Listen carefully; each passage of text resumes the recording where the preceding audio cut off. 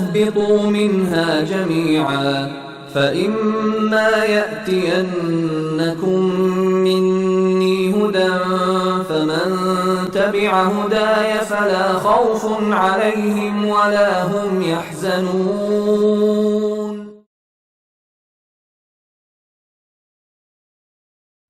ناظرین اکرام السلام علیکم، میں ہوں شوکت عابدی۔ پیش ہے پروگرام دین کی ضرورت کیوں۔ ناظرین اکرام، ہماری یہ سیریز دین کو سمجھنے اور سمجھانے کے لیے شروع کی گئی ہے تاکہ جو لوگ ہمارے اس پروگرام کو دیکھیں پہلے کو سمجھیں اور پھر وہ لوگوں کو سمجھائیں۔ ہمارا مقصد یہی ہے کہ ہم دین کو بیسک سے شروع کریں، کیونکہ جب تک کسی چیز کی بیسک مضبوط نہیں ہوتی تب تک وہ چیزیں آگے نہیں بڑھتی ہیں۔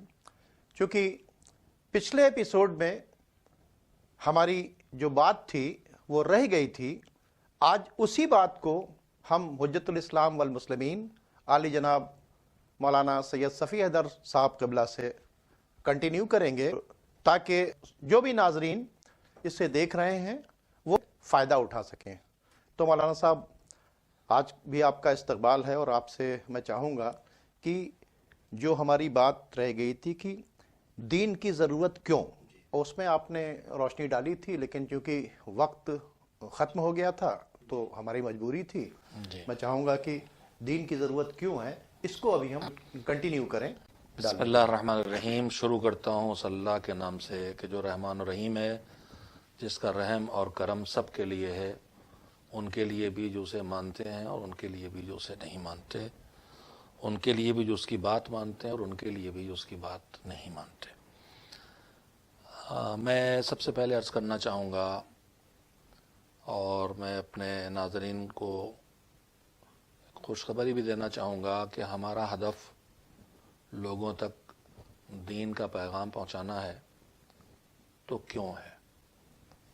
دین کا پیغام پہنچانے کے مختلف ذرائع ہیں۔ کتاب ہے، مکتب اور مدرسہ ہے، استاد ہے، لیکچرز ہیں، درس ہیں، لیکن زمانہ بدلنے کے ساتھ ساتھ ہدف نہیں بدلتا ہے، ذریعے بدلنا پڑتے ہیں۔ دنیا کی ترقی نے اب کام اور آسان کر دیا ہے کہ پہلے ایک درس ایک کمرے میں ہوتا تھا، ایک لیکچر ایک ہال میں ہوتا تھا، ایک مجلس ایک امام باڑے میں۔ اب وہ امام باڑے یا کی مجلس یا ہال کا لیکچر پوری دنیا میں ایک ساتھ جاتا ہے۔ کیونکہ ہمارا ہدف دین پہنچانا ہے، لہذا جو ذرائع جدید ترین دکھائی دیں اس ہدف کو پورا کرنے کے لیے تنظیم المکاتب کو انہیں اپنانا چاہیے۔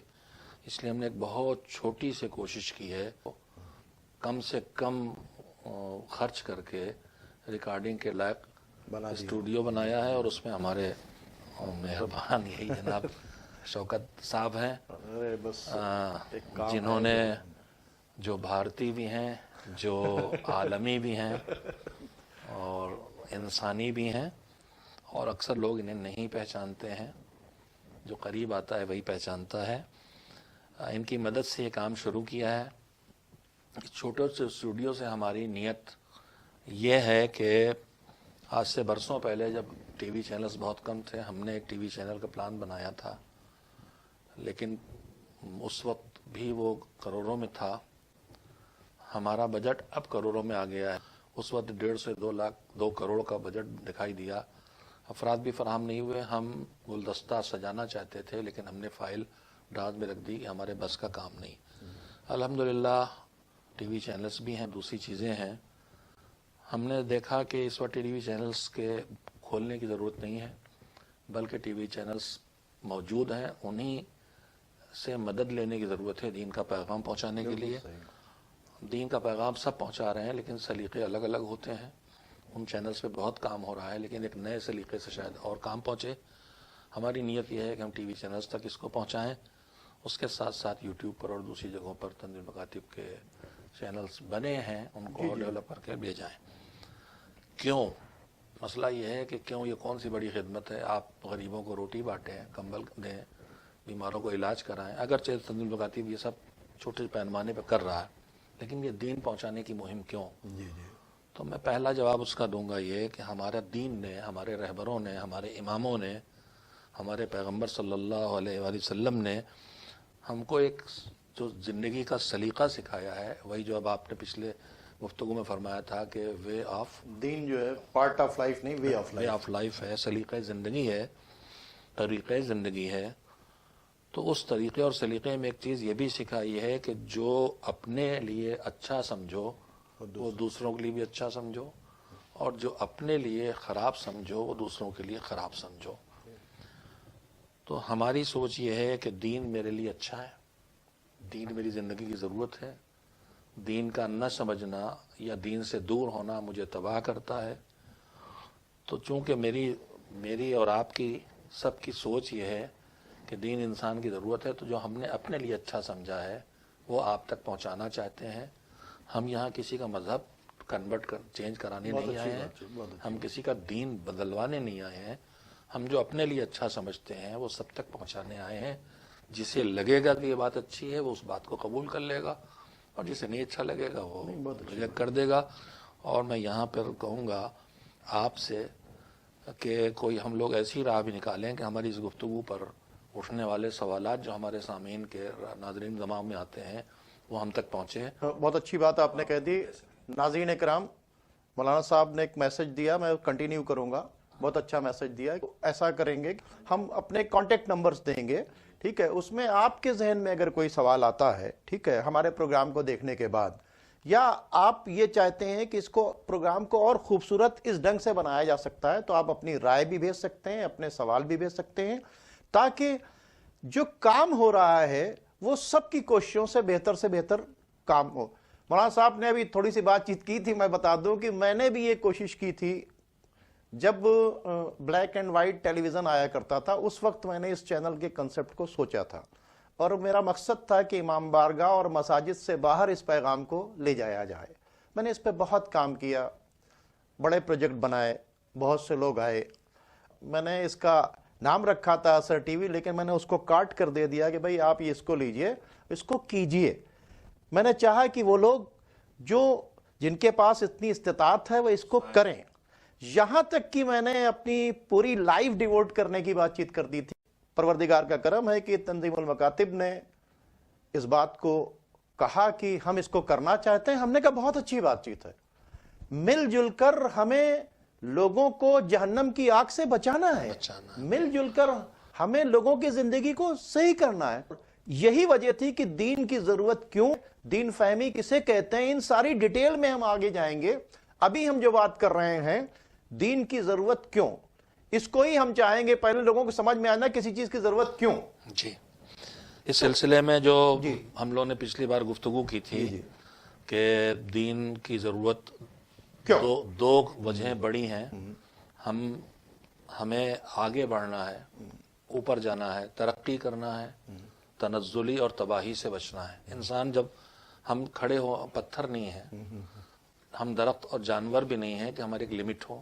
ہم انسان ہیں، ہماری لمٹ نہیں ہے. صحیح ہے. ہمارے بنانے والے نے ہماری کوئی لمٹ نہیں رکھی. قرآن مجید میں کہتا ہے کہ اِنَّكَ قَادِحٌ إِلَىٰ رَبِّكَ قَدْحًا فَمُلَاقِيهِ.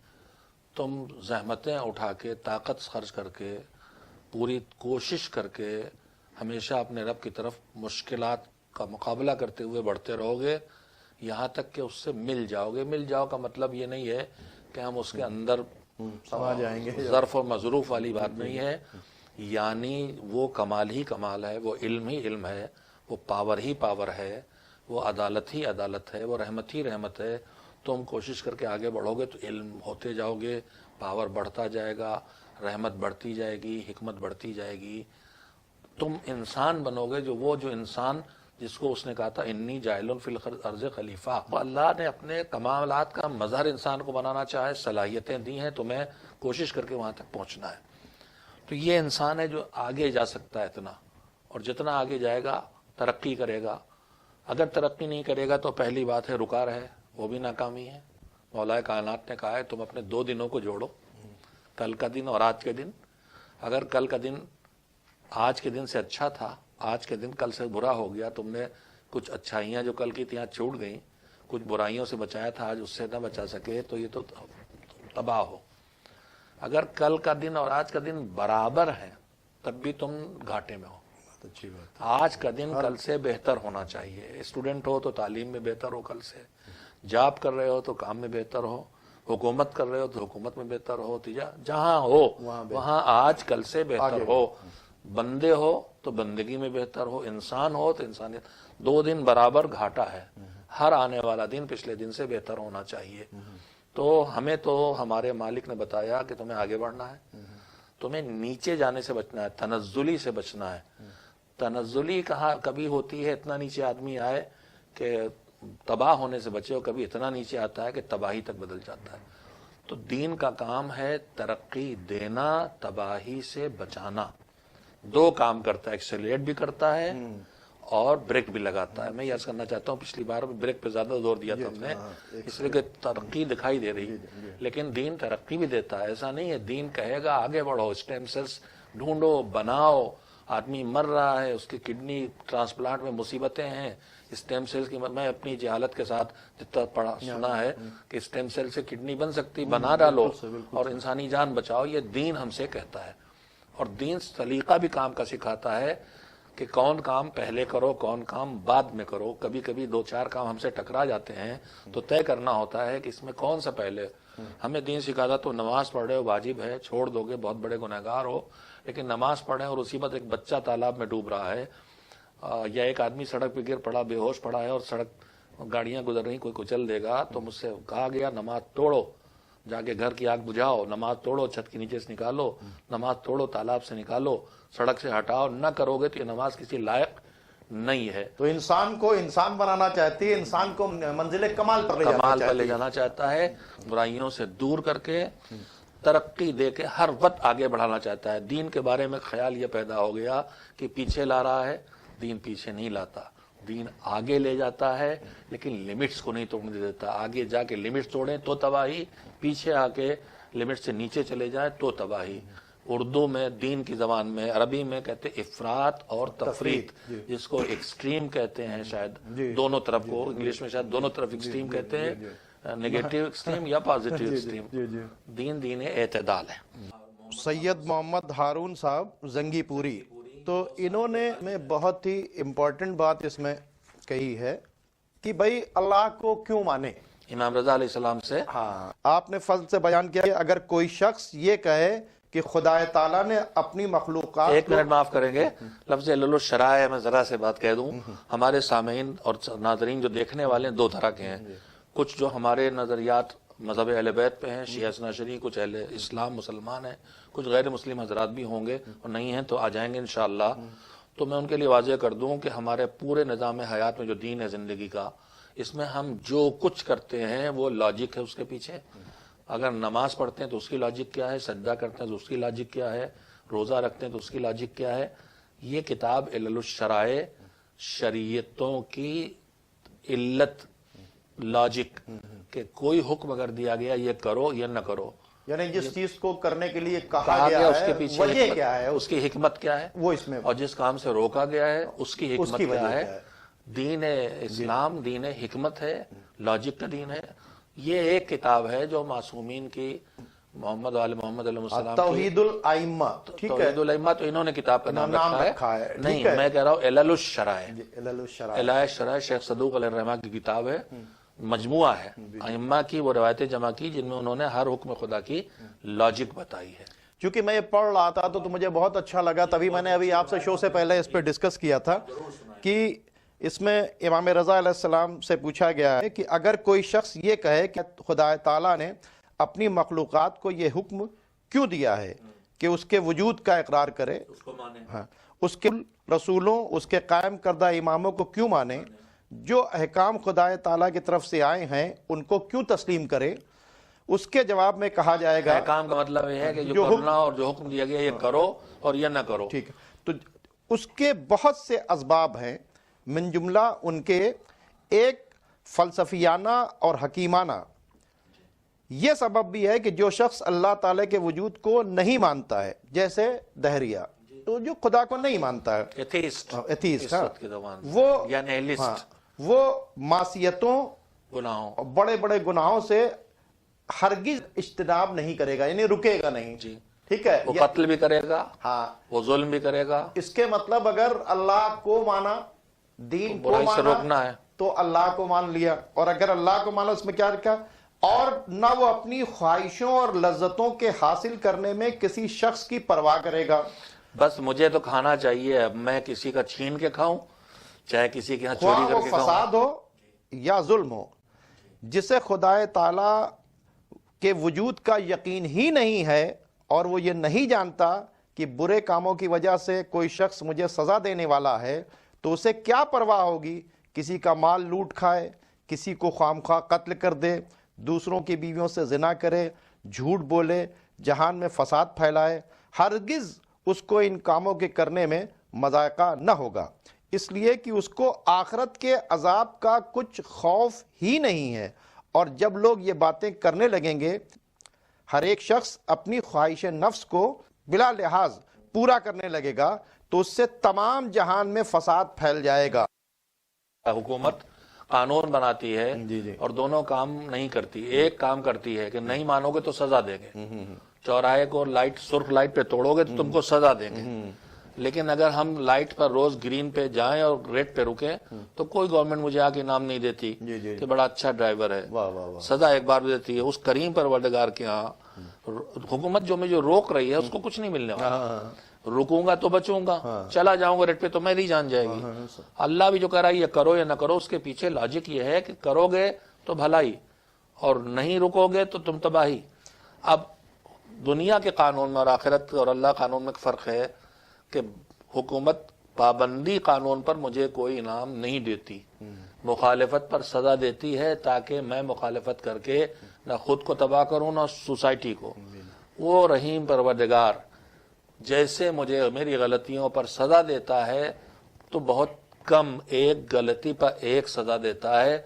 یہ کہتا ہے کیوں؟ تاکہ دوسرے غلطی نہ کریں اور تم بھی نہ کرو.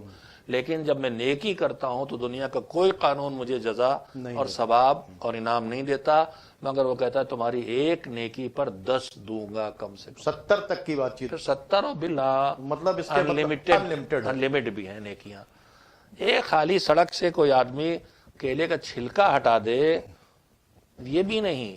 میں اپنی بچے کو محبت میں چومتا ہوں، خالص میری ذاتی بات ہے، لیکن کہتا ہے تم نے جو پیار کیا، یہ بچہ چونکہ میری مخلوق ہے لہذا میں اسے اپنی عبادت بنا رہا ہوں، اس پر جزا دوں گا. جیسے سجدے پہ ثواب دے گا ویسے اس پر ثواب دے گا. سجدے میں مکاریاں آ سکتی ہیں، اس میں مکاری بھی. اس کے مطلب کہ دین کی ضرورت اس لیے ہے کہ دین ہم کو ایک تو کنٹرول میں رکھتا ہے اور یہ بتاتا ہے کہ اگر تم اچھے کام کرو گے تو تم کو اس کا فائدہ کسی اور کو نہیں تم کو ہی ملے گا. اور اس کے وجہ سے ایک تو مولانا صاحب بڑے اچھے رخ کے ہماری بات آ گئی کہ اس پہ تو بہت بڑا کرائم کنٹرول ہو سکتا ہے. اگر ہم کو یہ پتا ہو کہ ہم جس دین کو مانتے ہیں ہمیں اس کا حساب کتاب دینا ہوگا تو ہم اس کمرے کے اندر بیٹھ کر بھی کرائم نہیں کریں گے، تنہائی کے اندر ہی بیٹھ کر کرائم نہیں کریں گے. اسی لیے مولا علی کا جملہ آپ کو بھی دہرا سکتے ہیں. میں آدھی بات کہتا ہوں کہ اللہ کی نافرمانی سے ڈرو. کہاں؟ اتقوا معاصی اللہ فی الخلوات. جب میں پبلک پلیس پہ ہوں تو مجھے پتا ہے لوگ دیکھ رہے ہیں، اب لوگ نہیں تو کیمرہ، تو میں وہاں شریف آدمی بنتا ہوں. خالی کیمرے لگنے سے کرائم کم ہو گئے. واہ واہ واہ واہ واہ. کیمرے لگے ہیں، مجھے کوئی دیکھ رہا ہے، اس ڈر نے کرائم کم کر دی ہے. حالانکہ ہو سکتا ہے کیمرہ چل بھی نہ رہا ہو، لیکن اگر کوئی مانتا ہے کہ وہ مالک ہے، وہ مجھے ہر وقت دیکھ رہا ہے، اور میری ایک فقرہ ہے کہ سنو تمہارا جو حساب ہونے والا ہے اس میں جج وہی ہے جو گواہ بھی ہے. وہ الگ سے گواہ کا مطالعہ، ہماری عدالت میں جج تو نہیں جانتا نا، تو گواہ بلاتا ہے، لیکن وہ تو خود ہی گواہ ہے اور خود ہی جج ہے. تو عدالت کے اندر بھی تو مولانا صاحب میں عدالت کے اندر بھی آپ اگر دیکھیں تو عدالت بھی کو انصاف کرنے میں سب سے بڑا رول دین کا ہے کہ وہاں پر قسم دلایا جاتی ہے. اس کے مطلب بہت سے لوگ اس لیے وہاں نہیں جا رہے ہیں نہیں بھائی ہم قسم نہیں کھائیں گے. اس کے مطلب وہ کرائم کو کنٹرول کرتا ہے. اور انٹرنیشنل لیول کے اوپر اگر دین کی ضرورت یہ ہے، سب سے بڑی امپورٹنٹ بات چیت ہے کہ دین تم کو کرائم پہ کنٹرول کرنے اور کنٹرول کروانے کا بھی منع بھی کرتا ہے نا، لوگوں کو روکتا بھی ہے. تو آٹومیٹکلی ایک انسان کرائم کو کنٹرول رکھے، دین کو ماننے کی ایک یہ بھی ضرورت بہت بڑی ضرورت ہے بہت یہ. بڑی ضرورت ہے. دیکھیے حکومت قانون کیوں بناتی ہے؟ کرائم کنٹرول کے لیے. لیکن یہ قانون کیوں اثر نہیں کرتا؟ اس لیے کہ جرم کرنے والا سوچتا ہے کہ نہ مجھے ایس پی دیکھ رہا ہے، نہ آئی جی دیکھ رہا ہے، نہ وزیر اعظم دیکھ رہے ہیں، نہ وزیر اعلیٰ. ہم بچ گئے تو بچ گئے. لیکن ہمارا دین کہتا ہے کہ تم چاہے کہیں ہو دیکھے جا رہے ہو. فَمَن يَعْمَلْ مِثْقَالَ ذَرَّةٍ خیرًا یرہ، خود بھی دیکھے گا، وہ دیکھ ہی رہا. نہیں اس میں میں عرض کرنا چاہتا تھا، مولا علی جملہ بھی کہا تھا آپ سے کہ کہا اتقوا معاصی اللہ فی الخلوات، پبلک پلیس پر نہیں کرو گے لوگوں کے ڈر سے. ایک بچہ بھی اگر دیکھ رہا ہے تو نہ جانے کتنے گناہوں سے آدمی رک جاتا ہے. لیکن تنہائیوں میں سوچتا مجھے کوئی نہیں دیکھ رہا ہے. مولا علی کہتے ہیں تنہائیوں میں گناہوں سے بچو. اور یہ کب بچے گا آدمی؟ جب یہ دیکھے گا کہ مجھے کوئی دیکھ رہا ہے. میں تنزیل المکاتب کی دینیات یا اردو ریڈر کا قصہ چھوٹا سے ضرور دہراؤں گا کہ ایک ماسٹر صاحب نے اپنے بچوں سے کہا کہ ایک اپنے شاگردوں میں ایک بچے کو زیادہ پیار کرتے تھے، زیادہ چاہتے. تو بچوں نے کہا کہ آخر اس کو آپ زیادہ کیوں چاہتے؟ تو انہوں نے کہا اس میں کچھ ایسی چیز ہے جو میں نہیں ہے. انہوں نے کہا نہیں سر ایسا نہیں ہے. تو کہا اچھا پھر ہم تمہارا ٹیسٹ کریں گے. ان کا ٹیسٹ کرنا. تو انہوں نے کہا اگلے دن وہ ایک چڑیا لے کے آئے، کچھ چڑیاں اور چھری لے کے آئے اور کہا لے جاؤ. سب کو دیا اور کہا اسے کہیں ایسی جگہ ذبح کر کے لاؤ جہاں کوئی دیکھ نہ رہا. کتنا چھوٹی سی بات ہے. بچپن میں آپ نہیں پڑھا ہوگا شاید، میں نہیں پڑھا. جی بالکل بالکل بتائیں. وہ سب لوگ ذبح کر کے لے آئے اور سب سے دیر میں وہ آیا جو چہیتا تھا اور وہ زندہ لے کے آ گیا بغیر ذبح کیے. تو سب لڑکے خوش ہوئے کہ دیکھا آپ نے، آپ کا چہیتے صاحب ایک چھوٹا سا کام آپ کا نہیں کر سکے. تو انہوں نے کہا اس سے پوچھ تو لو. تو انہوں نے کہا بھائی تم نے کہاں ذبح کیا؟ ہم نے کہا تھا کوئی دیکھے نا. تو انہوں نے کہا ہم اسکول کے پیچھے چلے گئے، وہاں ذبح کیا. کسی نے کہا ہم چلے گئے باتھ روم میں، وہاں ذبح کیا. کوئی نہیں دیکھ رہا. سب نے بتا دیا کوئی دیکھ نہیں رہا. اس سے کہا تم نے ذبح کیوں نہیں کیا؟ کہا میں باتھ روم میں گیا تو وہاں بھی میرا خدا مجھے دیکھ رہا تھا. میں اسکول کے پیچھے دیوار میں چھپا تو وہاں بھی میرا خدا دیکھ رہا تھا. تو کوئی جگہ ایسی ملی نہیں مجھے کہ جہاں خدا نہ دیکھ رہا ہو. تو آپ نے کہا تھا جہاں نہ دیکھ رہا ہو وہاں کوئی نہ دیکھ رہا ہو. تو کوئی نہ دیکھ رہا ہو، میرا خدا دیکھ رہا تھا، اس لیے میں یہ کام نہیں کر سکا. بہت اچھا میسج ہے. کتنا بڑا میسج ہے کہ اس بچے نے صرف اس واسطے دین کو مانا تو اپنے خدا کو مانا، اور خدا کو مانا تو یہ سمجھا کہ خدا بتایا گیا ہر جگہ دیکھ رہا ہے. دین یہ بتاتا ہے کہ خدا سب جگہ دیکھ رہا ہے. اس لیے اس نے آ کر ایک میسج دیا. آج اسی میسج کو سامنے رکھتے ہوئے اگر ساری دنیا اگر یہ سوچے کہ ہر جگہ اسے خدا دیکھ رہا ہے، اور دین کی ضرورت یہی ہے کہ انسان کے اندر یہ احساس بیدار ہو کہ ہر جگہ اسے خدا دیکھ رہا ہے. اگر یہ میسج رکھے تو کتنا بڑا کرائم کنٹرول رکھتا ہے. ہم کسی کو قتل کرنے کے لیے جاتے ہیں، ہم کسی کو دھوکہ دینے کے لیے جاتے ہیں، ہم اپنوں ہی سے جھوٹ بولتے ہیں. کڈنیپ کرنے والے چھپ کے کڈنیپ کرتے ہیں، سمجھ رہا کوئی نہیں دیکھ رہا لیکن خدا دیکھ رہا ہے. اگر اس قصے سے، یہ چھوٹے سے قصے سے ہم سبق لیں تو بتاتا ہے کہ دین کی ضرورت کیوں ہے اور دین کتنی بڑی کیا نام ہے انسان کی ہے. اور یا برائی سے روکے گا یا اچھائی پہ لگائے گا. کتنا بڑا فائدہ ہے اس سے. جی اکیلے میں نکل رہا ہوں اور مہم چل رہی میرے ملک میں صفائی کی. میں کوئی مجھے نہیں دیکھ رہا ہے اور میں دیکھا کہ یہاں پر یہ گندگی کوئی سڑک پہ ڈال گیا، چائے پی کے کپ پھینک گیا ہے، میں اٹھا کے ڈسٹ بن میں ڈال دوں. میں نہیں ڈالوں گا اگر کوئی دیکھ نہیں رہا. لیکن اگر میں جانتا ہوں خدا دیکھ رہا ہے تو میں یہ کام کروں گا. اگر میں گزرا دیکھا نل کا پانی بہ رہا ہے، کوئی مجھے نہیں دیکھ رہا ہے تو میں نہیں بند کروں گا. لیکن اگر مجھے معلوم خدا دیکھ رہا ہے میں بند کر دوں گا کہ یہ اس کی نعمت ہے اور اس نے کہا اسے ضائع نہ کرو، اسے بچاؤ. تو میں صفائی نصف ایمان بھی کہا گیا. ایمان نظافت و نصف الایمان. زندگی دل کی صفائی، بدن کی صفائی، کپڑوں کی صفائی، سڑک کی صفائی، فضا کی صفائی، دین ماننے کی وجہ سے یہ سب دین کے ماننے کی وجہ سے. اگر دین نہیں مانے گا خالی سڑک صاف ہوگی، کپڑے صاف ہوں گے، بدن صاف ہوگا، دل صاف نہیں ہوگا، دماغ صاف نہیں ہوگا، سوسائٹی صاف نہیں ہوگی. یہ جو بچے والی مثال میں نے دی مجھے اب سے یاد آیا کہ قرآن کریم میں جو انبیاء کے واقعات بیان کیے گئے ہیں اور پچھلی قوموں کے بگڑے میں سارے ناظرین سے کہوں گا کہ آپ قرآن کو اللہ کی کتاب مانیں چاہے نہ مانیں، لیکن قرآن پڑھ کے آپ کو اچھا ہی سیکھنے کو ملے گا. کوئی ایک برائی قرآن نہیں سکھائے گا، اس لیے پڑھیے. اور اس میں قرآن کا ایک بہت بڑا حصہ جو پیچھے انسان گزرے ہیں، قرآن 1400 سال پہلے آیا ہے، اس سے پہلے جو لوگ گزرے ہیں ان کی تباہی کس وجہ سے آئی تھی اس کو قرآن نے بیان کیا ہے. اور انہوں نے ترقی کیوں کی تھی اس کو بیان کیا ہے. اگر ہم اب اور آگے چاہتے ہیں انسان تباہی سے بچے تو پڑھ کے دیکھیں کہ کن چیزوں نے تباہی پہنچائی تھی. مجھے اس میں یاد آیا جناب یوسف کا قصہ جی جی جسے قرآن کہتا ہے احسن القصص ہے. جی. جتنے قصے قرآن میں سب سے اچھا قصہ ہے، یعنی سب سے زیادہ سبق اس میں ہے. بہت لمبا قصہ ہے. پہلے اس میں وہ پارٹ جو جناب یوسف کو مصر کے حاکم اور بادشاہ نے اب گویا ایک طرح سے اپنا بیٹا بنا لیا. حاکم مصر جو عزیز مصر کہلاتا اس کی وائف ہیں جناب زلیخا، جو بعد میں بہت اچھی خاتون بن گئی، بےحد خوبصورت تھی. یوسف بےحد خوبصورت تھے اور جوان تھے. وہ پورا واقعہ قرآن میں ہے کہ انہوں نے ورغلانا چاہا جناب یوسف کو. شادی شدہ تھی جناب یوسف، ان سے رابطہ نہیں کر سکتے تھے. حالات پیدا کیے، محل خالی کرا لیا، کوئی نہیں بچا، دروازہ بند کر لیا اور آواز دی کہ آؤ. دنیا کے ساری انتظامات کر لیے. لیکن یہ کرتے کرتے ایک مرتبہ وہ بڑھی اور وہاں جو جن کو وہ خدا مانتی تھی وہ کوئی ان کا کوئی بت مورتی رکھی تھی، اس پہ لے جا کے کپڑا ڈالا. یہ روایت میں ہے. جناب یوسف نے کہا یہ کپڑا کیوں ڈال رہی ہے؟ تو اس نے کہا کہ مجھے شرم آتی ہے کہ یہ بھگوان یا خدا یا گاڈ جو بھی ہے یہ مجھے دیکھ رہے ہیں، یہ بت ہمیں جو ہے بت دیکھ رہا ہے.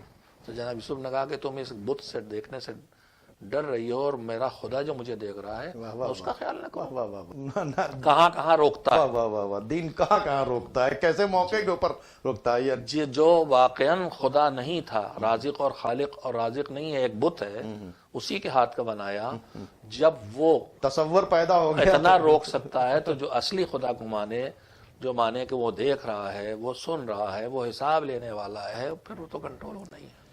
ناظرین کتنا خوبصورت میسج دیا گیا کہ ایک بچہ جس نے چڑیا کو ذبح نہیں کیا اور ایک نبی نے پیغام دیا جناب زلیخا کے سلسلے کے اندر کہ اس کو کوئی دیکھ رہا ہے. تو دین کی ضرورت یہ ہے کہ دین ہر جگہ گناہوں سے روکتا ہے اور آٹومیٹکلی انسان کو کنٹرول میں رکھتا ہے. اب سوال یہ پیدا ہوتا ہے دین کے لیے پھر ایک خدا کا تصور ہے اور پھر سچے دین کی کیسے تلاش کیا جائے، اگلے ایپیسوڈ میں بات کریں گے. اب ہمارے پاس بالکل وقت نہیں ہے، اس لیے اپنے اس پروگرام کو یہیں پر ختم کرتے ہیں. خدا حافظ.